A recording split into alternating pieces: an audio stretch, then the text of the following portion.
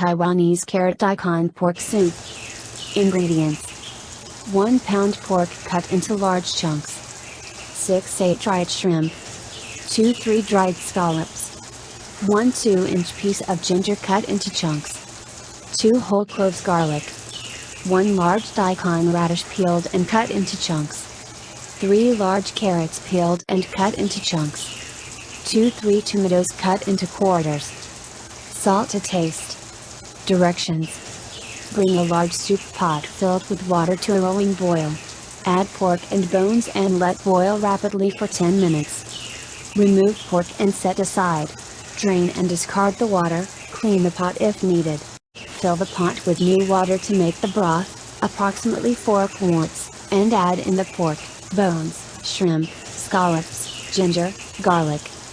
Bring to a simmer and then turn the heat to medium-low, or hot enough to just produce a gentle simmer for 30-40 minutes.